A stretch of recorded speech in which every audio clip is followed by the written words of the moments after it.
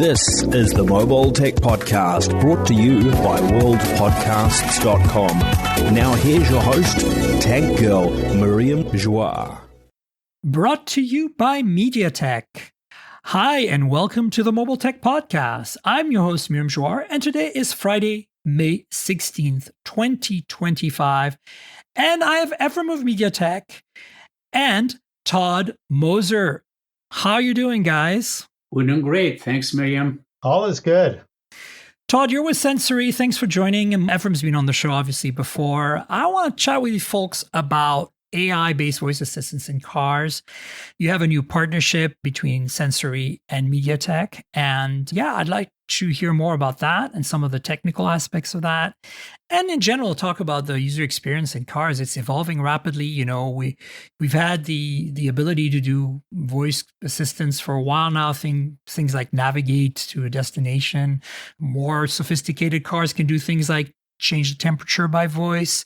But obviously, we want to be able to do more specific things that are aware of your personal information. You know, things like take me to my next appointment and tell me what the weather's like and if I have enough range. You know, something like that. That involves the car, some stuff in the cloud, your personal information. So, yeah, I'd like to hear your thoughts on where you think we're going with agentic, I guess, AI in cars, specifically around voice commands, voice control, voice assistance, and, what this partnership brings to the table in terms of making that a reality and a great user experience. Sure. The next generation experience in the vehicle, like any compute unit, is going to be around AI, right? So all of our product at MediaTek is driving AI. In this case, we're referring specifically to voice. And using voice in the car is probably the easiest user interface. You don't want to be having the big screen, clicking multiple, soft buttons on the screen, scrolling up and down. Your hands are busy, your eyes are busy on the road. So you do want to use voice and your ear really to have the best interaction. The next generation experience from the cockpit perspective is going to be a hybrid experience. So partially in the vehicle and partially in the cloud. And our partnership with Sensory is going to be primarily in the vehicle. We have enough GPU and NPU in the car. We have enough DSP performance in the car to be able to do a lot of that interaction locally. But as you mentioned, Miriam, there are certain things that don't exist in the car, like, for example, your schedule. It might be in the cloud somewhere. So the partnership with Sensory is about taking advantage of the car capability, the connectivity through 5G, which we also provide our customers, as well as the backend. And I'll let Todd add some more to it from his perspective. Sure. One interesting thing to point out is we're a software company. MediaTek makes the chips. We run our software on their chips. That's sort of the big picture of it. What's really unique and special about the car is that we're getting more and more power and more capabilities within the car. So as Miriam, you mentioned in the past, you were able to do simple kinds of functions. They were often tied to a very specific grammar, saying things in exactly the right way. And with the new generation, you can say things any way you want, and it understands it. We've built these, we call them micro language models because they're actually using the same transformer-based technologies that the large language models are using. But instead of requiring trillions of memory cells that it can handle, we're doing with hundreds of millions, so orders of magnitude smaller. And by doing that, we are able to focus on a very specialized domain in car control and not have any hallucinations. And hallucinations are really one of the big problems that are still existing in the large language model space. Yeah. Give us a use case where this technology would be perfect, because obviously, connectivity doesn't always work super well in cars, right? If you're out in the middle of Arizona desert, you may or may not have data connectivity. You may or may not be able to access the cloud to get that stuff. Give us a use case where this partnership would shine, basically. Mostly it's around the car experiences, right? So you mentioned an example of the calendar that might or might not be in the car, but to be able to control the car in an intelligent way, by the way, right? So roll down the window, turn on the AC, turn up the temperature, down the temperature. These are called commands. what we're trying to do, in certain cases, a combination. So you have camera, you have sensors, you have cameras looking at the user. Mm-hmm. And while historically it was command driven, so the driver or the passenger would give a command to the natural language processor, and then you get response back. The car experience is a bit different because you have all these sensors, both inside the car and outside the car. So if you have a camera, for example, looking at the driver, which is required, or will be required in certain parts of the world, the camera can sense that the driver is getting drowsy or not paying attention. So that can be generated by the AI system. And then using the language and using the speech, it can ask the user, would you like me to play a different song for you? Would you like me to turn down the temperature? Would you like me to stop by the next Starbucks, right? Right. So it doesn't have to be... So it's more like having a co-pilot, like say you're alone in your car, that's like keeping an eye on you. Like maybe your spouse is sitting next to you normally and say, hey, honey, you look like you're a little tired. You want to get a coffee? Now the actual assistant does that. And from what I understand is you can do this locally on device with or without connectivity, in some cases without. In this case, that would perfectly be the case, right? You can observe with the in vehicle camera. So that's a good use case. And I presume you also want to make things more conversational too, right? So more natural interaction than just voice commands. Because obviously, as I said earlier, this has been done before, the voice command stuff, right? Yeah, conversation is very important for things like if you want to access the owner's manual. And I want to say, what's that blinking light on the dashboard? Well, there could be a lot of blinking lights. So it would be good if the car comes back and says, is it the red one or the blue one? And is it shaped like a gas tank? Or, this kind of dialogue that narrows down the problem. That can all be done on device. One of the, when we talk about agentic functions and these large language models, the very first stage has to decide where should this information be sent off to for an answer. And that's a really important stage. If you're in a situation where you're not connected to the internet, you don't have 4G, 5G access, it's going to have to respond on device. And it might want to ignore some things that it can't answer rather than make mistakes. If you're in an area where there is Wi-Fi or 5G, then it might want to send something off to the cloud and not answer on device. And so we have these different, they call it mixtures of experts, where you can send to different models for different responses. And you might even be able to have the assistant respond and say, hey, based on what I know right now without internet connectivity, your next calendar entry is... Because, contextual is a thing. I think that's where agentic comes in, right? If your phone's connected in the car, you're going to have access to the calendar too. So exactly. But it might not be up to date is what I'm saying, right? Because maybe, right, exactly. So I think that would be one of the things you can do now is, have that more natural interaction with saying, well, the last bit of information I have is this because we don't have connectivity right now. Or, you could say like, can you open all the windows but not my kids? And because of the camera in the vehicle or the radar that's in the back seat picking out who's sitting back there, they have that feature on some cars for don't forget your kid behind kind of thing. It would know which seat, right? And so it would just not adjust the temperature in that zone or whatever, or not open the window in that zone. So I can see a whole bunch of use cases. And you can even lay that biometrics on the voice. And so you know who each person is by their voice. Right. Exactly. 100%. Yeah. As a matter of fact, Miriam, you gave the example of the kids. If you use Google Photo, for example, I've tagged everybody in the family, right? So the cloud already knows which one is my kid, which one is the older, which one is the younger. So you can even be more specific. This is the cloud part. Now, when you get in the car and you sit in the driver's seat, you get your profile in the driver's seat. If, on the other hand, your wife gets in the driver's seat later on, it can load her profile, right? So therefore, you should be able to, when I say, my kid or my wife or my husband or my cousin, right? Yeah. My cousin is different than my wife's cousin. So it should be able to recognize a lot of that. And you can load these profiles like at the beginning. The profile becomes more extensive. Yeah. I was just imagining the case where a lot of these in-vehicle cameras right now are generally mounted right below the rear mirror, and they're wide-angle cameras. They might not be able to see everyone well enough to get a good facial recognition. That's why I was using the example of the rear radar, the whatever 40 gigahertz or whatever they're using for that these days. Mm-hmm. But you're right, being able to recognize a face makes a lot more sense. So yeah. There's also zones that are figured out by the different microphones, so you can figure out who's talking. Yeah, that's true. That was the early implementations used. I think they still do, but like that was one of the very first things to do for the assistants was to have a mic, 4 mics or whatever in the vehicle, mm-hmm. and triangulate that way. Yeah, technically, right. I guess you only need 3, but I mean, it's even more than that. We have what's called the sound bubble. So you can even hear. So today's technology that's available already, where the driver can listen to something else that the passenger is and the rear passenger is. So you can literally have different interactions based on these sound bubbles. No, right? absolutely. You could be on a conference call and somebody else could be listening to music and it will not interfere. Yeah, exactly.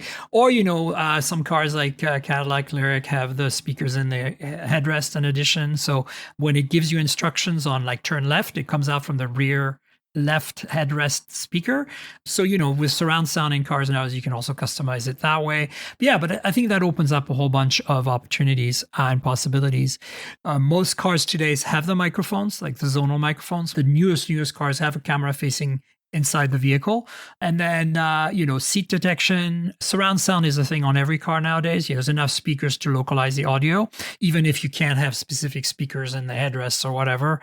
So, and, DSP allows us to do the bubble, right? So I think practically it's feasible. What I'm really asking is, this partnership, obviously it depends on OEMs, but you expect this to see this in vehicles in the next year or two, or are we looking at further beyond that? It's an interesting question because it used to be people said that to get anything designed into a car took 7 years. Then Tesla came along and introduced software downloading that can get things software-defined vehicles are changing the game. Ephraim and Absolutely. I had an entire podcast about that, and I'm on board 100%. So you're preaching to the choir. What we're seeing today is when people want to adopt our new technology with new platforms, it's taking only 2 years. So it's gone from 7 to 2 without just the software download. Right. Miriam, to answer your question, the software-defined vehicle suppliers, you mentioned Tesla, some of the Chinese car manufacturers, they have an 18 months life cycle, right? So so once the hardware is put in the car, and we made an announcement at the Shanghai Auto Show, so we are getting some initially Chinese car manufacturers, and since their life cycle is literally a year and a half, so you'll start to see that sooner versus later. And some of them, as you probably know, to represent the car, they have this little head that is sitting on the dash, right? You talk to it, it talks back to you. You're not talking to the car, this big metal thing, but you're talking to this rounded thing that's sitting in front of you. So it feels a lot more, this is the car now that I'm talking to. Yeah. I'm not talking. So you will see that sooner versus later. And as Todd mentioned, once the hardware is there, you can keep improving on it because, as you know, AI is about collecting data, learning from the data, and giving you the output. And AI is progressing so amazing, so rapidly. Fast. Yeah. About 8 months ago, I listened to a podcast that talked about the Moore's law for large language models, and they were saying it was doubling in capabilities every 7 months. And just that within the last month, I heard that study redone. Now it's doubling in capabilities every 4 months. Wow. So it's crazy improving. Mm-hmm. Yeah, no, I'm excited about it. I think that's going to be a very interesting thing. Of course, I knew that you were going to say something like 2 years. I actually thought it might be even less for the Chinese manufacturers, to be honest with you. But are you providing, obviously MediaTek's providing the hardware, Sensory's providing the software, you're providing a software platform for them to customize and do whatever they want with, right? You're not providing the actual user experience, correct? We're not doing the application design, but we're providing the core technology and the SDK to implement the voice functions. But we're also doing things like Sound ID. So one of the big things in the automotive space is emergency vehicle detection. So we can have our microphone not only listening for the hot word to activate your voice assistant, but it can be listening for siren sound. So you get a little pre-advanced warning that a siren's coming. Yeah, and that's becoming important too for level 3. which Mercedes already implemented in some markets, up to certain speeds. There's a whole bunch of conditions, but I've actually experienced it. It's really interesting. And they have actually an external microphone hooked up to their system just for that purpose. And presumably, I'm not sure if they're running your stack or not, but presumably have something similar about detecting emergency vehicle sounds. Yeah, no, I think it's very fascinating. One of the facets of this AI agentic, voice assistant conversation that I've had it with Mercedes recently, a few months back on the podcast, and one of the things we were talking about how cars have really defined the audio experience, like modern auto experiences, because you can do it best in cars because you know where everyone is and you can kind of optimize the design of the audio system. And I kind of feel like AI is going to do the same. It's going to be most polished in cars first before it trickles out in our lives. Because on our phones it's there, but it's still not. It's very half-baked. And I think because of the boundaries physically, literally, but because of the boundaries technically as well that the car presents, I think it makes for a more like limited in a way playground for the AI that lets us kind of implement and increment quicker and get more interesting use cases out of it. That's why I'm particularly excited about that. I think that's exactly right, because a car is really a captive environment. I mean, if you're watching TV or you're using your phone, you're not really captive. But when you're in a car, you're there and you're stuck there. And so there's a big incentive to create that wonderful experience because you have the captive audience. Yeah. And I think the other thing is, it's very similar to the TV experience in a way where each person's AI agent, as it were, needs to intermingle and commingle with the other agents in the vehicle. Why? When you're talking to your phone, it's just your agent you're dealing with, right? It's your knowledge base, it's your data from the cloud or your data on device. But here, the car will have to have context of every individual in the vehicle for this AI system to work. So we're looking at basically multiple agents for each person. And of course, as you said, Ephraim, earlier, the profiles get loaded, hopefully by the, camera detection or by, key fob or whatever else. And I think that's where I think this is going to get really interesting, because you're going to be able to have that interaction between those various agents in a similar way that we have if we're sitting in front of a TV and start talking to a voice assistant. Yeah. I mean, AI in general works when you have a bound problem. Look at the factory automation. I did AI 20 years ago in the factories, and we're able to achieve 6 sigma. In other words, 3 defects per million, right?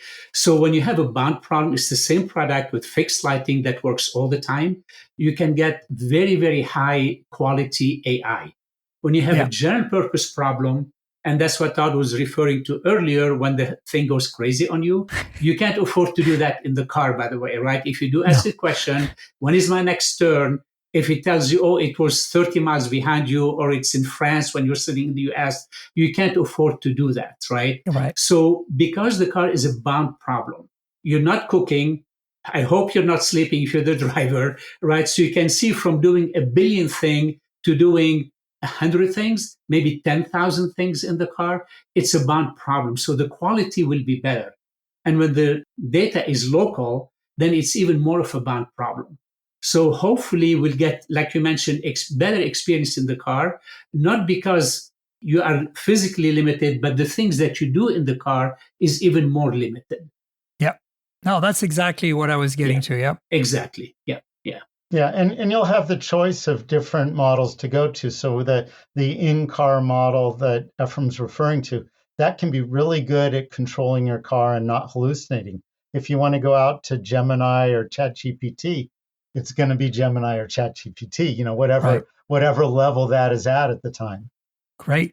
Well, folks, we have to wrap up. Thanks so much for having this conversation. It's really insightful. I think I'm excited about seeing this happening in vehicles because, as I said, I think it's the best use case. And also the one that's going to make AI the most helpful and useful to people in the shorter term, at least. So thanks so much for sharing your thoughts on this. And we'll have you on the show again soon. Thanks, guys. Thank you, Miriam. And thanks, Todd, for the partnership as well. We have a great partnership together. Thank you, Miriam. Thank you, Ephraim. And thank you, MediaTek. Yeah, no, we appreciate the partnership. And folks, we're back with Aura Lopez all the way from Mexico City. Hi, Aura. How are you today? Hi, Miriam. I'm great. So excited to be here with your audience at your show. Thank you for inviting me. Absolutely. A lot happened this week. Surprisingly, some weeks are really quiet, but you landed right into the middle of a busy week for me. And I'm sure you were, I think you were out of town, so you saw all the stuff that happened. I want to chat with you a little bit about some of these devices and get your feeling for it. Talking about things like slim phones, folding phones, minimalist phones, or dumb phones, if you want to call them that. There's so many interesting things going on right now in the sense that I think the manufacturers are trying to figure out what the next big thing is, right?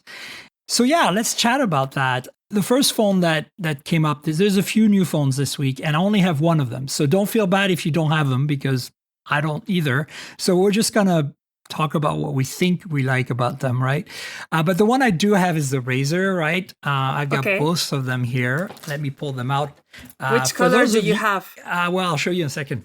For those of you on video, I've got the wood one for the Razr Ultra right here. Mm-hmm. And I have the green one for the Razr 2025, the base model. So these are actually the ones that I did a video on. It's funny because at the hands-on, they let me pick the colors, and those are the two colors I picked. And then they sent me the review notes, and those are the same two colors. So, It's funny you said that, because this week in Monday, a lot of Mexican media went to Oaxaca to try them on. Oaxaca is a city in Mexico. And I couldn't go to that trip because I was on a trip, but I saw this product like 2 weeks ago, and I love the design, and I will like to try the features. The camera always, for all the industry, camera, battery, design, every time you make the phones more slim, it's like the thing that we're having right now. And as you said, we're trying to figure out what is going to be the next thing. And absolutely, that's a big question, because we have a lot of phones. Like every week, the industry release a phone, maybe every week, I think. But yeah, what do you like most about the Razr? Well, I think the thing for me is, I think this is third year of this design of the Razr, and it still feels fresh and it still looks fresh. And I still think it's a better design compared to the Samsung, simply because you see those rounded corners here. It's easier to open because you can kind of grab a little bit better. And I think they've refined this. And now, with wood as an option, Alcantara as an option, all these other materials and colors, like nobody's doing, at least I don't know how it is in Mexico, but in Canada, the US, nobody's doing colors like this beautiful green here. Like, it's so refreshing to see. Like, I think design is the thing, and it's a fashion statement. But I think on a practical level, for me, folding phones were always a bit like, do I really need that? When I started, because I'm very productive on my normal bar phone. I've worked to create like processes and workflows that work for me, right? We all have. So for me, the thing that these two phones, bring in after 3 years of this design is that they're the gateway to folding phones. I think that, Samsung is easy to get, but they're not the most flexible in terms of their use case. You can't run Android apps on the front, not any Android app. With these Moto phones, you can run any Android app you want on the front screen, which is great. But more importantly, I think they're more accessible, because $699 for the base model, right? The green one I showed you. So more accessible in terms of price, more accessible in terms of, like flexibility of use case. So for me, when I started using flip phones, like folding flip phones, that's when I was like, oh, I think this is a form factor for everyone. Like, if you have to look at folding phones in general, I don't think the book style, the big ones, are for the average user. I think this is why I think Moto is doing such a good job, because they're focusing on design and they're focusing on the user experience, not the tech. You know what I'm saying? Yet, of course, they're delivering good tech. So what are your thoughts on that? Do you think this is kind of what is important in a phone, really? Phones are so commodity now, right?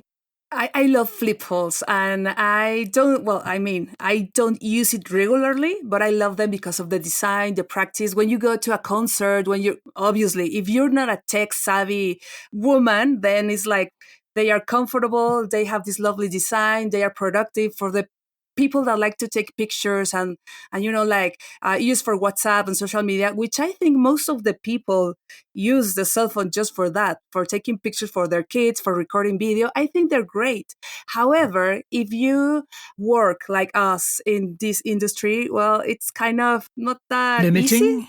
Yeah, because it's limiting, because it's like you have to do a lot of things. You need a lot of quality and battery. So, but I think I have to tell you that Apple users want a flip they phone. want that. Absolutely. They are dying for have one. So 100%. I think it's and also for Gen Z. I have two cousins and they are Gen Z and they love flip phones, and they keep asking me like, when is Apple going to take this? So I think and that's what I meant, right? I think that of all, like when I first saw folding phones, I was like, okay, I'm a nerd, I'm gonna like it. But like then I started using them, and I was like, the flip is the form factor that I think is going to be the most popular.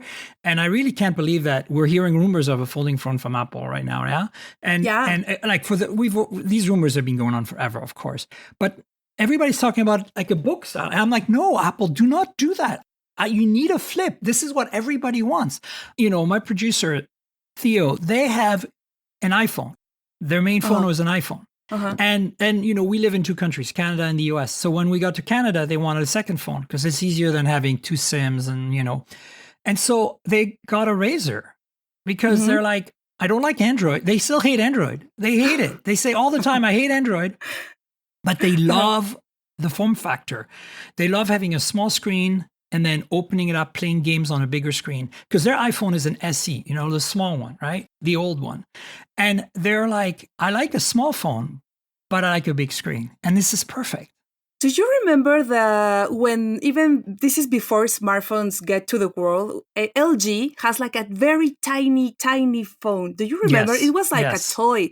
I was in high school, I think, and I love it. It was like, oh my God, this is so cool. The cell phone didn't do anything at all, just texting messages, but it was so lovely and it was expensive, but it was so cute that you like it. So I guess that's also why people are like excited about this kind of phones.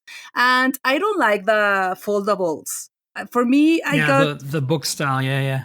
I think I'm starting to get anxious about tablets, foldables, smartphones, flip phones, computers, laptops, big screens. It's like, oh wow, like you can do anything just with a cell phone. But yeah, I know it's too much tech right now. So that's what I'm saying. Like initially, I was like, fold book style, not my thing. I'm not interested. I don't need that much space. I get the flip thing idea much better. I think it's better for most people. You can, especially on these phones where you can run apps on the front screen.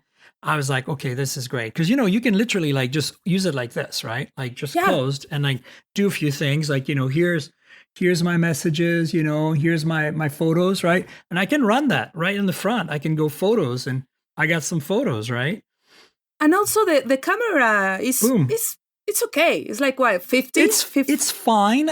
That's actually the thing. If I had to like do a review and say, this is how I feel about this phone, is like I only mostly focused on the Ultra because it's the new product, like with an 8 Elite is a proper flagship. Because I don't know if you know, in Mexico, you might only be getting 2, but we get 3 phones, right? We also get the middle one, which has barely changed from last year, the Razr Plus. So the Razr, the green one I showed you guys, that's the base model. And the only thing they changed on that was a slightly bigger battery and a newer processor, but everything else is the same. The middle one, which we only get in the US, is the Plus, and that hasn't changed at all. And then the Ultra is got, like, basically they decided to put a flagship phone inside the folding phone. So that's actually pretty interesting because, Samsung does that too. They put the best Snapdragon chip in there, right? So this has the 8 Elite. It's the best chip, but also has a bigger display, more high resolution, brighter screen, a whole bunch of things. Cameras are better, all that, bigger battery, faster charging, 68 watt, I think, and 30 watt wireless. All this is numbers, doesn't matter. But the point is the specs are flagship specs. And that's important, but the price is also flagship price. That green one is $699. As I said, very accessible, right? This one is $12.99 US. That's a lot of money on the Ultra. So when my review, it's like there's only 2 things that I felt that were off with this Ultra phone. And that's the price, because at that point, it's almost like getting a Galaxy S25 Ultra, right? Like it's the same, almost the same price. And the other problem is the cameras. Even though they're fine, they're not as good as like a bar phone, right? In that price point. They have some issues. Zooming isn't super great after like 3x, 4x. And in low light, the ultra wide is not that great. I think some of it can be fixed in software. But right now, if you're just doing casual social media photography in the daytime, you'll be okay. At night, at a concert, this phone's going to struggle. You'd be better off with the S25 Ultra or even a regular S25 or like a OnePlus 13 or an iPhone 16 Pro, even iPhone 16 regular, I think, right? So keep that in mind. That's the challenge. What do you think about the industry, like keep using HK for smartphones? Because I think this Razr Ultra has like a scale, right? Like upscale to HK in video. Yes, so it does actually proper 8K recording, right? That's the thing about this phone. It actually supports that. That's not a big deal nowadays. Yeah. All the phones that have a flagship chip inside, like 8 Elite, a lot of them do 8K now. But you don't need that. Like, yeah, exactly. Like it's just a gimmick. It's just like, oh, look on the sheet it says 8. It's like a number. I don't think it matters. 4K is good. I think 4K 60 is really good if there's a lot of motion, like you're trying to capture sport or your friends are having a good time doing cartwheels or something. But that's all you need, right? And this does 4K 60 on the all three cameras. It only does 8K on the main, and nobody needs that, right? So. And in the United States, who is the leader? It is Samsung and then Motorola? Probably Apple is number one, then Samsung. And then after that, it's like there's nothing. And then there's like Google Pixel, right? That's another thing. I would rather take my Pixel phone to a concert than take this Razr to a concert. Even though from a like carrying it, not having a bag, like convenience, this Razr is way better. But I think for the photos in the dark, like you're gonna struggle with this. Even this Ultra, this $1299, it's gonna be hard.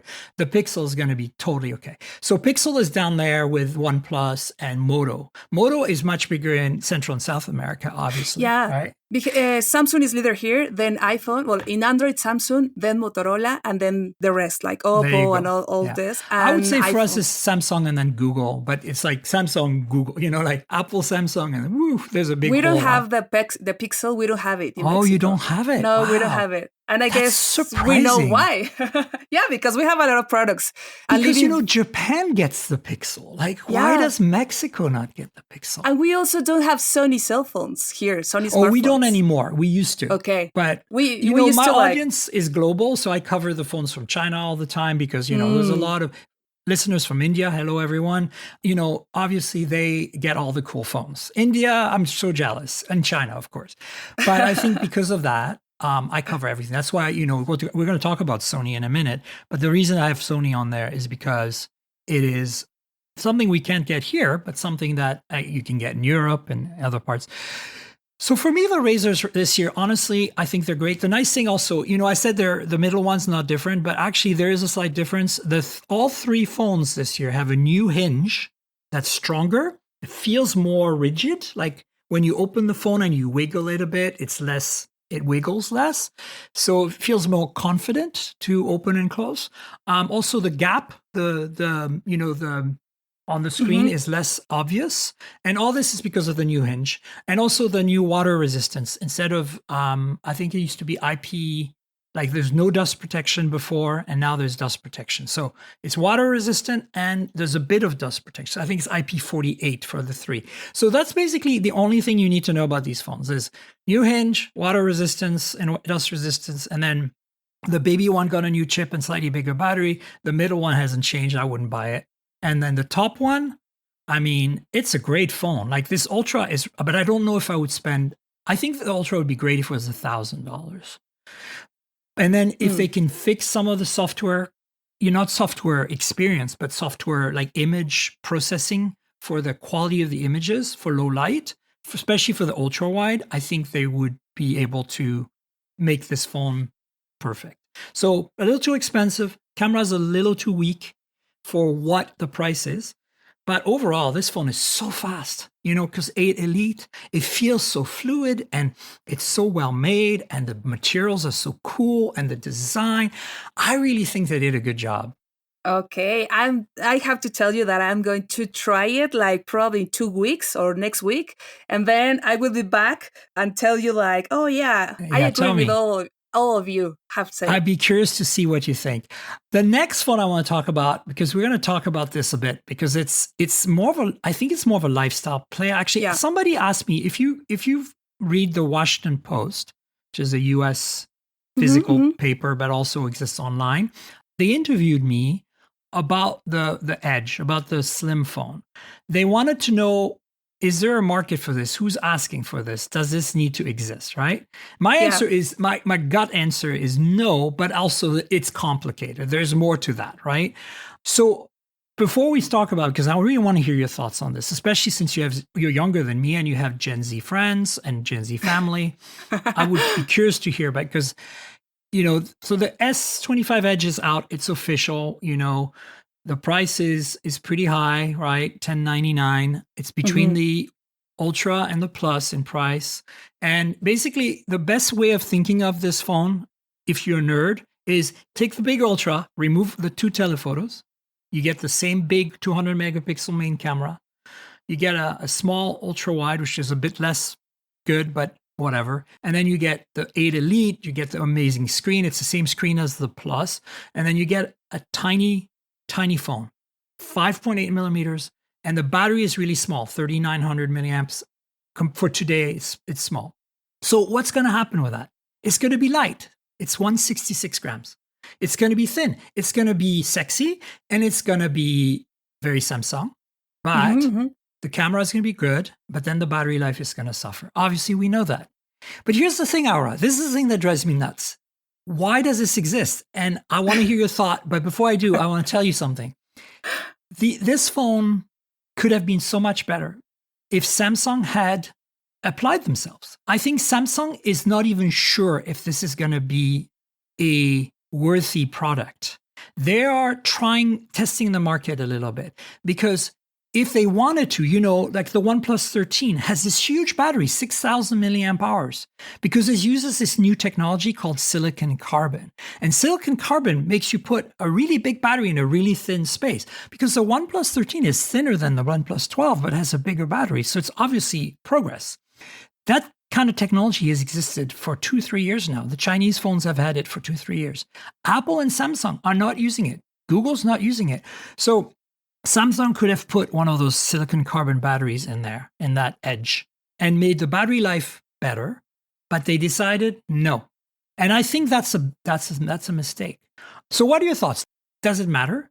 Do we care about thin phones? Do you think they're trying to create a new market? If they're doing that, why? And what do you think people's interest is on this?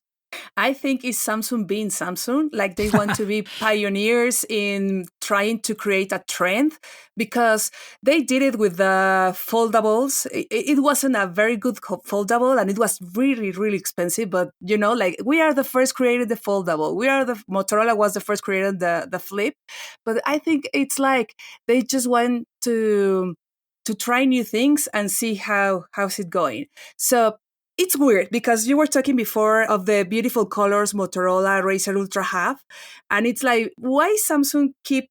I love Samsung. I use Samsung. I don't like it, this new design. Like I prefer in the Samsung Galaxy S25 Ultra. I love the previous design.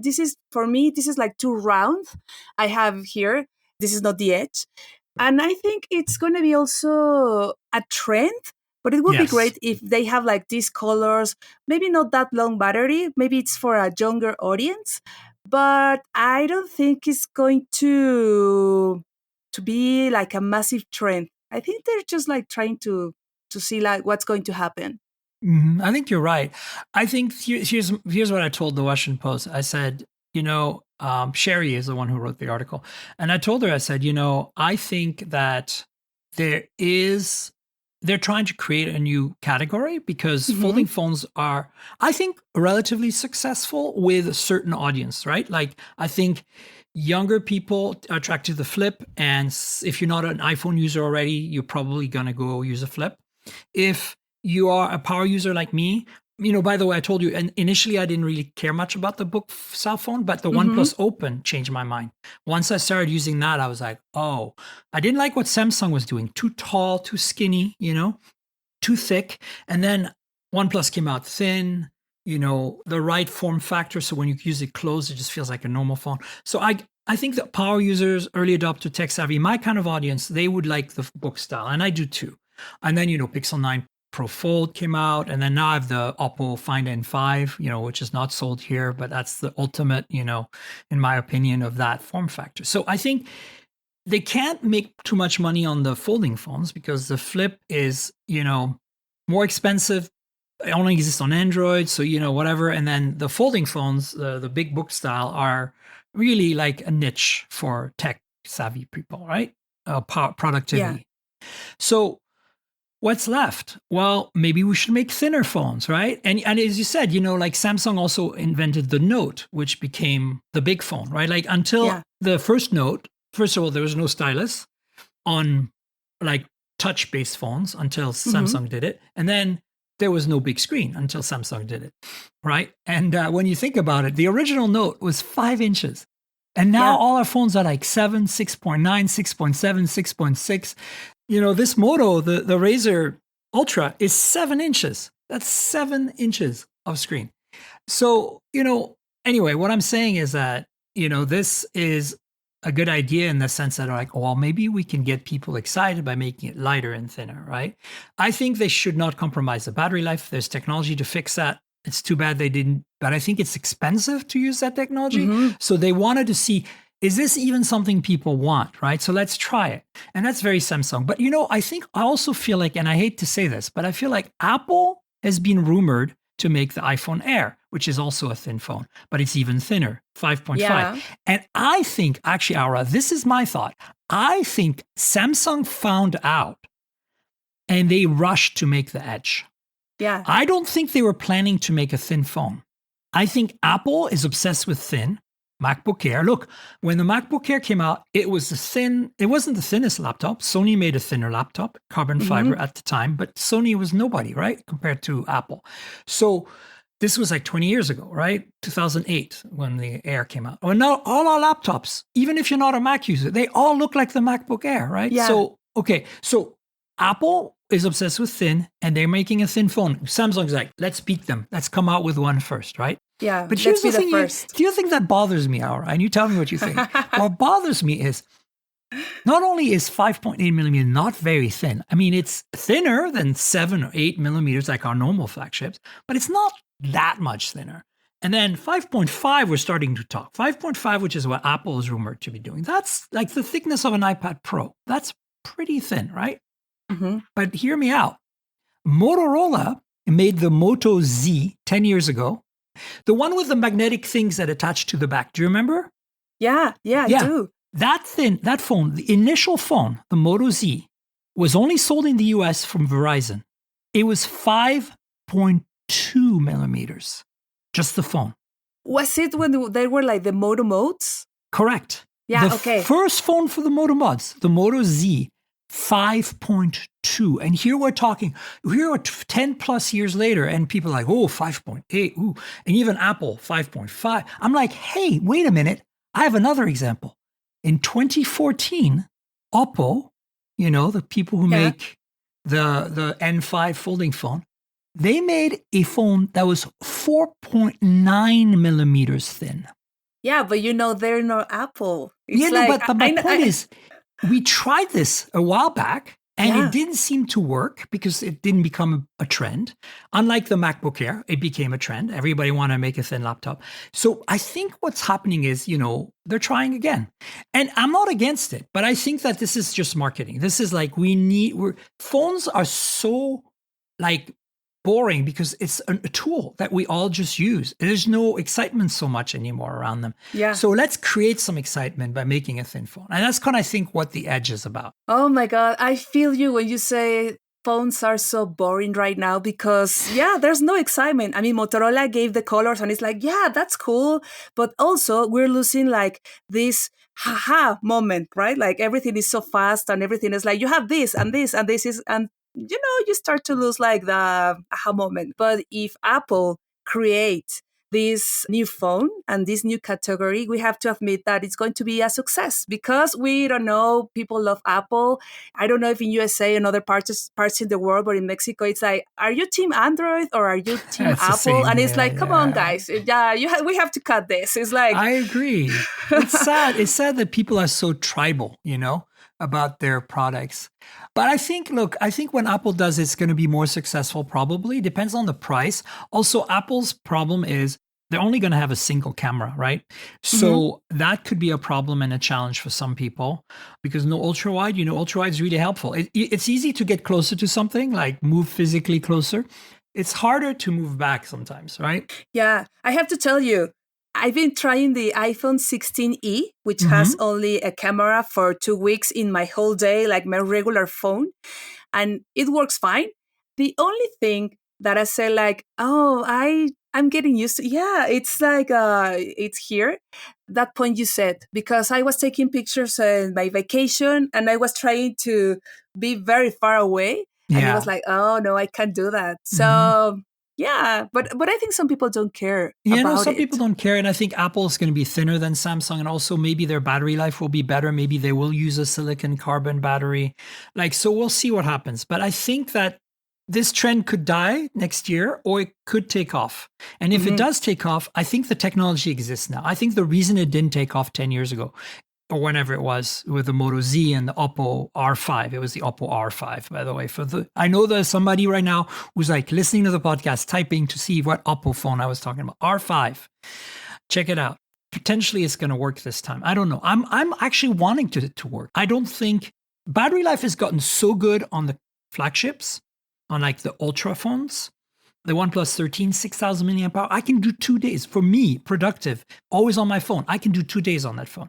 I don't need 2 days, Aura. It's okay. It's nice to have, but I don't need it. I only need that at CES, right? Like, when all day long, nonstop, like hardcore. But I think 1 day is good. And if they can get these thin phones to do a really solid day, it might take off. Yeah, I agree. And we'll see. But the other thing is they need more than one camera. And so maybe Apple, the next generation of that, will have 2 cameras. We'll see. But, overall, I think that this Edge, I don't have one. So you'll have to wait, listeners, to find out what I think. I think a lot of the people that I know that have one, my colleagues, basically, from a technical point of view, it's basically an Ultra that's thinner without the telephoto cameras and a smaller battery. That's how you think, because the frame is titanium, all that stuff. Spec-wise, it's very, very good specs. Battery life is going to be challenging, but we'll find out in the reviews. The colors are boring, and I think you made a point of that. And I think that actually, in general, Samsung's colors used to be so much more fun. Remember the S10 and the Note 10? The shiny, like, CD finish, like, looks like a CD? Things like that. Like, where is that? Like, where are these fun colors? Like this green from Moto. Where is that on the normal? Like, even Apple is not making exciting colors except for the 16. The 16e is so boring. Black or white? Aww. But Motorola has this alliance with Pantone. Well, Motorola is the only one, it seems, maybe. And I have to tell you, I have to confess you, I was a very heavy iPhone user like 10 years ago. And I didn't like Samsung until they created the Samsung Edge. Do you remember the first Samsung Edge? Yes. Because it was very One impressive. side. The design, very slim, so different from everything. And now I think like every time it happens in industry, it's like you get like the same bubble. Like now Samsung and other companies are like in, like kind of stuck in design and like we have to give features, we have to be everything, but we have these colors, but we have all these options that I think people is starting to get confused about what should I buy? Because you change I don't, but some people change cell phone or smartphone every year. So it's like, you have to wait for the other, for the other. And it's like, Yeah. But I agree with you with the colors and and the specs and design. I mean, if you look at it, when cars became commonplace, right? We got colors, we got design. But now look at cars today. I don't know about Mexico, but here in Canada, the US, everybody's buying white, beige, gray, black. Nobody's making like red cars. You don't see much red cars. Yellow cars, even rarer. Green, really bright green cars? No. So I think it's the same as happening with phones. People don't want to take a chance. And if they do, they're going to buy a case. And talking about a operating system, you don't want to change because it's like, it's going to take so. 100%. We know how it is. You like to change every week. But someone who doesn't know how it works, even though people say like, oh, it's so easy. You just have to put your phone like this, and it's going to change everything. And it's like, oh no, where are my contacts? It's like, why do we have to change if it's not going to be easy for us? So I guess that's also why people keep using the same platform and smartphones in their lives, because it's easy for them. So tell me about something else I wanted to talk with you about that you actually suggested, and it's a very good topic. Minimal phones, dumb phones, whatever you want to call it. I mean, they're not, well, some of them are dumb in the sense that they don't have any apps, right? Like when I say dumb phone, my audience knows this, but in case you don't know what that means, it's the phones that don't have apps, that are minimal, so you don't have to get distracted with the social media and other things. So in the old days, right, like you can still buy the flip phones, not folding phones, but regular flip phones with like T9, the 9 numbers on there, and like no touch screen. And they still make those, and with 5G now, with hotspot support, with a really bad camera, a really small battery. Some of them have headphone jacks, and you can put micro SD card in there for music.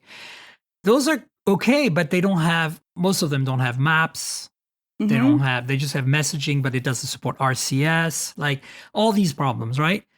So you can buy that and then be minimal, make an effort to disconnect, or you can buy some of these specialty minimal phones. Like one of them is called minimal, right? And the other one is the light phone. So what is your thought on these? And do you think there's a market for that? And what's the reaction you see with younger people about that? I think I was dying to prove the light phone 3. You have in America, right? Yeah, it's the 3, yeah. It's like a very bizarre, like a palm berry. It's very good looking. Like a trio. And I really like to try it. But to be honest, I think new generations are like super anxious. I don't know if it happens to you, because we came from a generation where we born before smartphones, before internet, and before a lot of technology that most of people now say like it's for granted. So right. At least for me, I'm in my 40s. I turned 43 years old. No, don't say that. You're 25. Everybody knows. I'm Come 25. On, stop it, Aura. I am 35. Matter. Everybody knows I'm 35. Yeah. Come on. Well, it doesn't matter. I'm not in my 50s at all. Not at all. But it's cool because you realize like the way life was before social media, before Instagram, before TikTok, before Snapchat. And it's not that it's bad.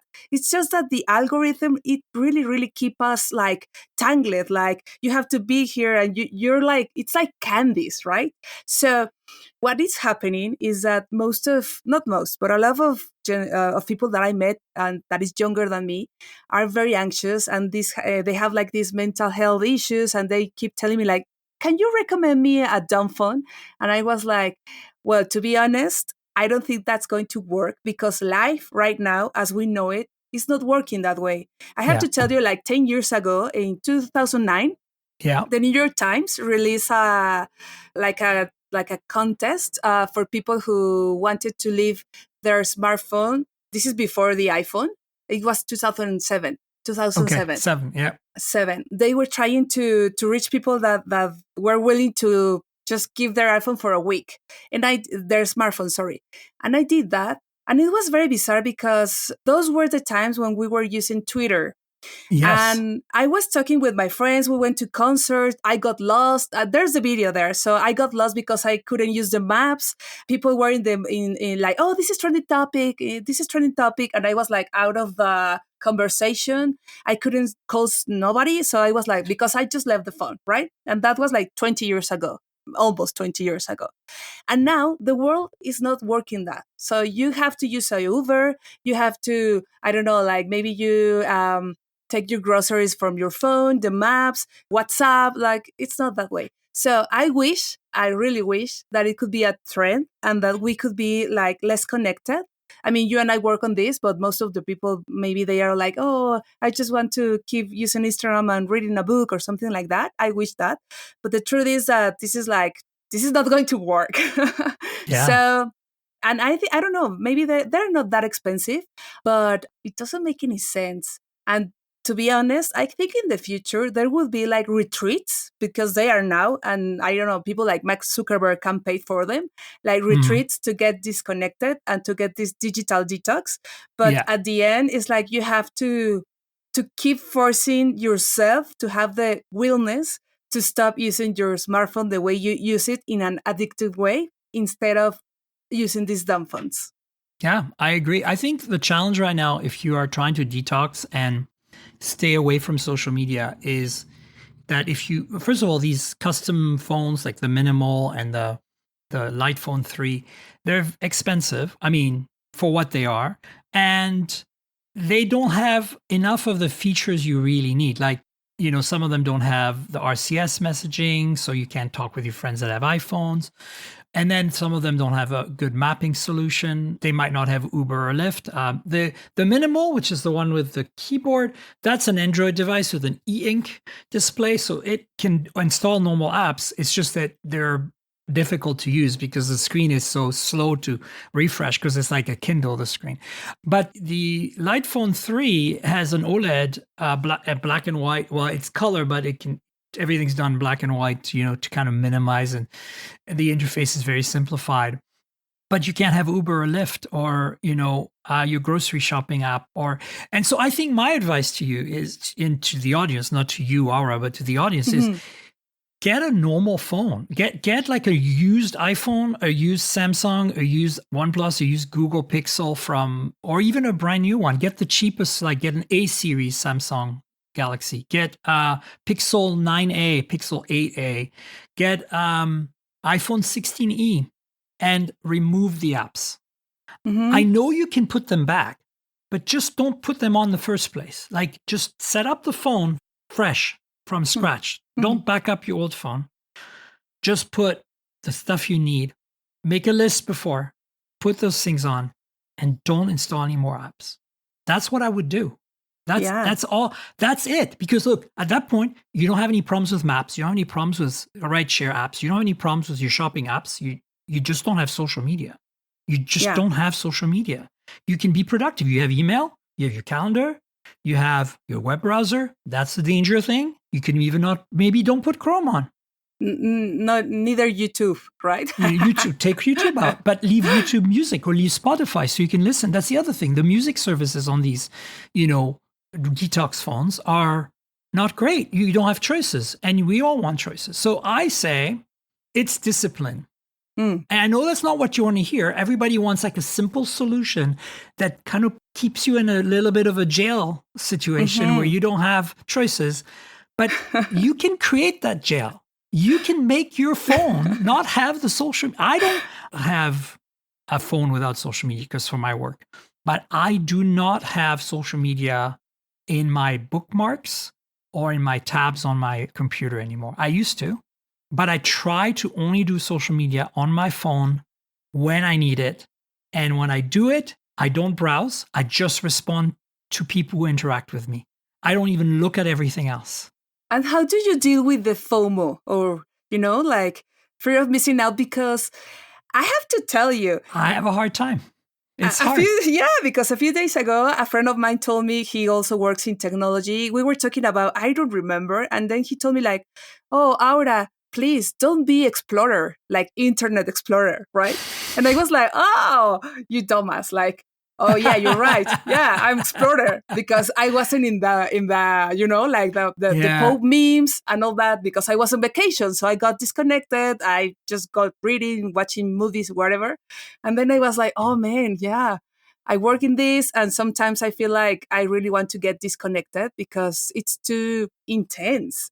Yeah. So You said you talk about discipline, but for me, it's mostly like I get that through my friends, my messages with my friends, my messages with my colleagues, like on Telegram, on WhatsApp, on RCS text messaging. Every now and then somebody will say, "Oh, have you seen this?" Right? And then I will look at it for a second. I will look at the meme on social media. The apps are still on my phone, but then I just stop. Like I look at that and I close the app. That's it. I don't scroll. I don't sideways. I don't even like. I don't interact with it. I look at it, and that's my discipline. I will look at the memes when they're sent to me. I also have my, on Google, when you slide to the right, you get the news feed. I've customized that to be really what I need. Mostly it's work stuff, but every now and then I got some stuff that I like. Like I like cars, so I get some stuff on cars. I like, travel. I got some stuff on travel. But I will read the articles. In the morning, I take like 20 minutes or something to quickly look at those things. But that's it. If it doesn't come in my news, if it doesn't come through my messaging, I don't care. And of course, when I post about my podcast, I go to the platform. I go to each social media app. I post about it. And that's when I look every week, once a week. I look at the answers from last week. Like, okay, let's talk to the people. Let's interact. And I spend and honestly, Aura, this is new for me. I started doing this after the election in the US because I was going to lose my mind. And that discipline, guys, it helps. I know it's hard, but I'm not saying I have the solution for everyone, but that's working for me. So that's what I would suggest you try to do. It's way cheaper than using a new phone. A new phone, exactly. Do you sleep with your phone in your room? I sleep with my phone near me, but like not necessarily in reach. Okay. That's a good advice. That's another, Sometimes if I have because I travel a lot and I need to be able to maybe take an emergency phone call from my spouse or something, then when I'm traveling, maybe I leave the phone next to my bed. But when I'm at home, I just leave my phone on my desk. I mean, it's 3 feet away, but it's on the wireless charger on my desk. And it's on Do Not Disturb at night. So as soon as I go to sleep, I manually go to Do Not Disturb. I set my alarm. So that's the other thing is my alarm goes off on my phone. I have to actually get up. So it actually helps me get up. And then if I'm up, I'm not in bed scrolling. Yeah, I do. And I'm like, oh, I need to get clothes on. Oh, I need to take a shower. Oh, I need to go to this appointment. So that's just me. But it's tough. Look, I don't have the answer. I think we all need to develop our own system. Yeah. I'm going to follow your steps because I've been trying to do this for so long. And at the end, I always lose the battle. Like I have the phone in my bed near to me. And then I say I need to publish this content. And I haven't taken a shower. And then it's 12 p.m. So it's a mess. And it's I hear you. So the other thing that I do for me is I don't make my coffee at home. I can, but I don't. Because I need coffee. So my first thing is, instead of being on my phone doing stupid things, go to the coffee shop and get my coffee, right? So that is the number one item on my list. Get dressed, shower, whatever I need to do. But more importantly, get my coffee. So if I spend too much time on my phone doing stupid things, even if my phone is on my desk and I get up to get it, I get up, really, the first thing I do is I look at the notifications. Anything super important, I deal with it. Anything else, I just leave it in the notifications. And then I get ready to get my coffee. And then during my coffee at the coffee shop, I might do some stuff on my phone. But I try to not go to social media. Yeah, maybe your audience can tell us what do they do and give me or give us some advice of as you're doing right now, because I will figure that out because I'm so tired of being always in the rush. Right. But I do feel like it's really everybody's got to come up with their own thing, right? Because we all have different lives and different habits. And even I live in 2 countries and 2 cities. My habit in San Francisco is different than my habit in Vancouver. I'm in Vancouver right now because the coffee shop's in a different place, because my desk is in a different place in my apartment. So I had to readjust some of the things, right? But let's talk about the news really quickly because I have a few items that I think are going to be interesting to some of you. The Sony products came out this week. So we've been hearing rumors about the new headphones and the new phone. The new headphones, I'm a big fan of those headphones. I mean, I don't have any of these products yet. The headphones are probably coming soon. But what you need to know about the headphones is that 3 years ago, the last time they did their flagship wireless. These are not them. This is a wired pair of Beyerdynamic studio headphones. But the Sony WH-1000 series, that's the flagship series, it has like an MX1, MX2, MX3, MX4, MX5, MX6. Now we're at sixth generation. So the fifth generation came out 3 years ago. And when it came out, one of the things that it lost was the ability to fold the headphones, to make them smaller, to carry them on trips, right? Because Sony kind of, alongside Bose, kind of pioneered the folding headphones for travel, the noise canceling Bluetooth, right? They perfected that. And the MX3s were the most popular, the third gen. Fourth gen were just slightly better version of the third gen. And then fifth gen, they lost the folding. They wanted to copy Apple with the AirPods Max a little more. So the stem is thinner and they look more sexy. The sound was also better. So if you got the 4, I stayed with the 4 for travel because they fold.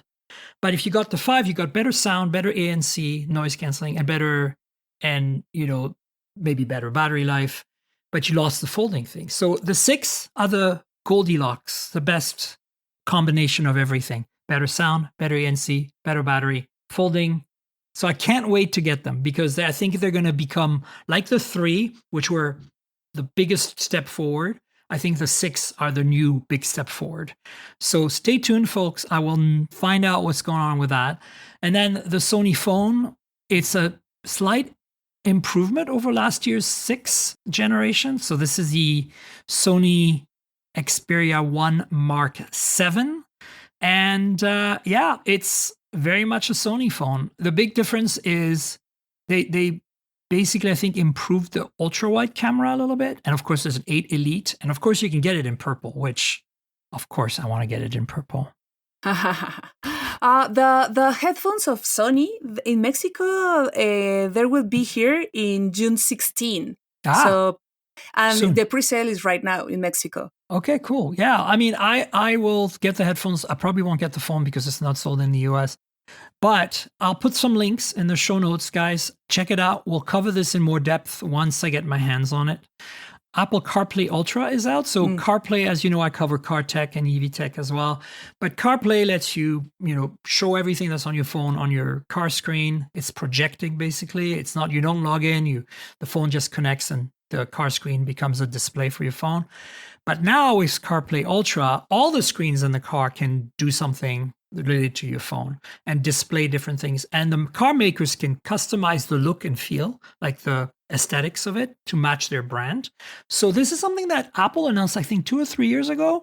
And we didn't hear anything. And all of a sudden, it's there. And it's only one brand right now, which nobody can afford. Exactly. Aston Martin, right? So, James Bond. Eventually, it's going to come to other cars that are more affordable. So obviously, since I test cars and tech in cars and EVs, I'll let you know once I get my hands on a car that has CarPlay Ultra. But be aware that it exists. There are rumors of an iPhone made out of glass, 20th anniversary iPhone. Wow. We know that that's coming next year for 2026. So let's see what happens. But right now, it's just a rumor. Nothing is partnering with KEF, which is a British audio brand that's been around for a long time. They make really high quality speakers mostly. So maybe Nothing is making a Bluetooth speaker, because I don't think they're going to do that for their earbuds. I don't think KEF is very well known for headphones and earbuds. What do you think this partnership's going to do? Any ideas? No, I have to tell you that I don't, because you're like, in Mexico, we have Nothing, but it's more like the cell phone. Yeah, just the phone and the earbuds, right? Yeah. Well, let's see what happens with that partnership. The last couple of things is the Realme GT7 is coming May 27th. This is the global model. There's a Chinese model as well. And it's going to have a 7,000 milliamp hour battery. Remember how we were talking about the Edge and the silicon carbon? They didn't do that. OnePlus did it on the 13. A lot of the phones from the BBK group, which is, Oppo, Realme, Vivo, OnePlus, are using these batteries now. So what this is telling me is that they're making a flagship phone with the biggest possible battery that's still going to be like the normal size and thickness, not bulky. So that's interesting. That's why I put it there, because I'm like, let's see what happens. So May 27th, guys, put it in your calendar. And then the Nubia Z70S Ultra, that's a phone, that's a flagship from Nubia. It is now available globally. It's been out in China for a little while. The nice thing about this one, Aura, is it actually sold in the US. Very few Chinese phones end up in the US. So we're very excited because every time they make a flagship phone, Nubia, it sells it here. Red Magic is the same company, right? They sell their phones in the US as well, which is interesting. Of course, OnePlus sells their phones in the US, but that's basically all we're getting, right? I think we have that brand in Mexico. You must, yes. Yeah. Of course, we have Moto, which is technically Chinese because it's owned by Lenovo, but whatever. And then a couple of new chips from Qualcomm and MediaTek. And the first one is the MediaTek Dimensity 9400E. So 9400 right now is the flagship chip. There's a 9400 Plus, which is like slightly faster. And the 9400E is like slightly less. So think economy. So it's like 9400E, 9400, 9400 Plus. And that's inside the top tier, right? So flagship tier. So that's really all you need to know. But interestingly, if you're a nerd, the tech inside that chip is basically the same as last year's 9300 Plus, which was the top of the line last year. So they took the top line last year chip, made a few changes, and then they put it in the kind of bottom third of the top tier. And then Qualcomm has made a chip as well. It's the 7 Gen 4, and that's, their mid-range chip basically, and the Gen 4 of it. So I don't have much to say about that other than it's all AI, right? Like more NPUs, more, you were at the Qualcomm Summit. That's how we met. Yeah, we met. It was all about AI and NPUs, and those two chips are going to deliver that. So yeah, that's basically the news, guys. That's all we have to tell you today. And I just want to make a suggestion because you were talking about Ultra Plus, Non Plus, like so have complicated. You seen? I know, but have you seen the first episode of Black Mirror, the new season? No, not this year. No, not yet. Oh, you have to see it. I should watch it. I only watch that because I don't like, like the world is so intense now that Black Mirror is too intense for me. But in that episode, they talk a lot about Plus, Ultra. So please go and watch it, and your audience too. And then you will remember me why I said this. Okay, I will. Aura, do you want to tell people on my show where they can find you on the internet? If you want to do social media, where they can find your handles, where do you write, where do you do videos, where do you podcast? Well, you can only Google Aura Lopez Tech or technology in español, tecnología, because it's going to be easier. auralopez.com, that's my website. I have a podcast with other colleagues. They are so geek, so you may like it. But we do it in Spanish. The good news is that it's in YouTube, and then you can turn on the, like the subtitles or this English version. Oh, yeah. English version now. Yeah. They do this audio translate, and I'm going to put subtitles in English for audiences, new audiences, if you like my work. And I use a lot of Instagram, and my Instagram handle is AuraV, which is AURAV. So you can look for me there.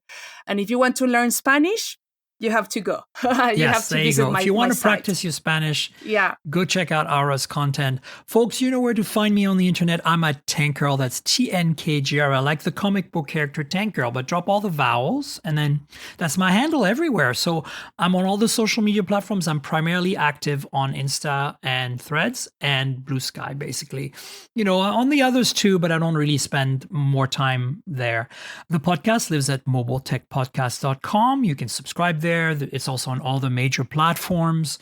So go subscribe on your favorite app. And if your app lets you rate or review the show, please consider doing that. There's a YouTube channel, youtube.com/mobiletechpodcast. That's where I've got some videos from time to time, like my Razr hands-on recently. So check it out. It's free video content. And you know how YouTube works. Like, subscribe, tell your friends, click the bell, all that good stuff. Comment. Yeah.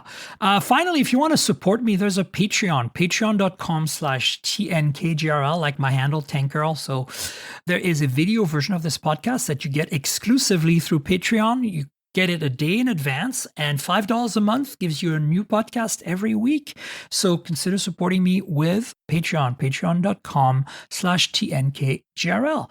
And I want to thank our sponsor, MediaTek. MediaTek, the world's fifth largest global fabless semiconductor company, powers more than 2 billion connected devices each year and is a market leader in developing innovative systems on chips, SoCs, for mobile device, home entertainment, connectivity, automotive, and IoT products. And Aura, thank you so much for being my guest. It was such a pleasure to have you on. I really enjoyed myself with you. Thanks so much for being on the show. Thank you so much for inviting me. I enjoy it so much. Really, I love it. Thank you. Fantastic. We'll have you on the show at some point in the future again. And folks, we will have another show next week. So stay tuned for that. Until then, cheers, everybody. This has been the Mobile Tech Podcast with Tank Girl, proudly presented by worldpodcasts.com. You can visit us online at mobiletechpodcast.com.